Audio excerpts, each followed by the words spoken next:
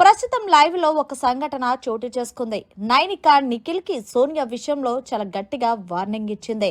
ఇక నిఖిల్ దగ్గరికి నైనిక వెళ్ళి, ఏంటి నిఖిల్, నీ ఆట ఇలాగైపోయింది, అసలు నువ్వేం అనుకుంటున్నావు, ఎందుకు పదే పదే సోనియా వెనకాల తిరుగుతున్నావు, అలాగే పృథ్వీకి వెనకాల కూడా తిరుగుతున్నావు, అది నాకు నచ్చట్లా, నాకే కాదు హౌస్ లో ఉన్న ప్రతి ఒక్కరికి నచ్చట్లేదు.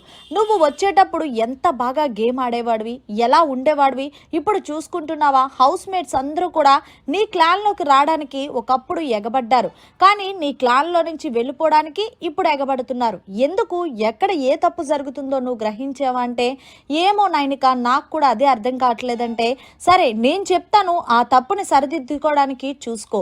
నువ్వు ఎక్కువగా సోనియా పృథ్వీ వీళ్ళిద్దరితో ఉండడంతో మొత్తం హౌస్ మేట్స్ అందరూ కూడా సోనియా ఏది చెప్తే నిఖిల్ గాడు అదే చేస్తాడు, అలాగే పృథ్వీ సపోర్ట్ కూడా ఉంటాడు, అందుకే నిఖిల్ అట పోతుందంటే హౌస్ మేట్స్ మాట్లాడుకుంటున్నారు.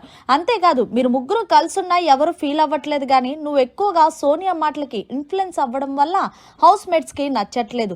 ఒకటి ఆలోచిస్తున్నావా, హౌస్ మేట్స్ కి నచ్చట్లేదంటే బయట ఆడియన్స్ కి ఎలాగెళ్తుందో ఏంటో అని గ్రహించావంటే, అవును నిజమే, చాలా మంది హౌస్ మేట్స్ నాతో మాట్లాడట్లేదు.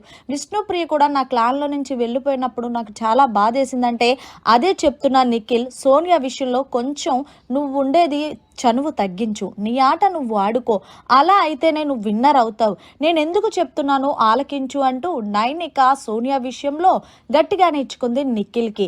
ఇదంతా కూడా లైవ్లో టెలికాస్ట్ అయింది.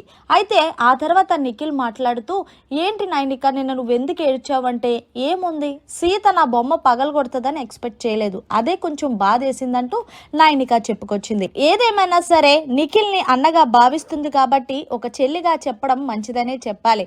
మొత్తానికి సోనియా పృథ్వీ విషయంలో నైనిక గట్టిగా నిఖిల్కి వార్నింగ్ ఇవ్వడంపై మీరేమంటారనేది కామెంట్ చేయండి.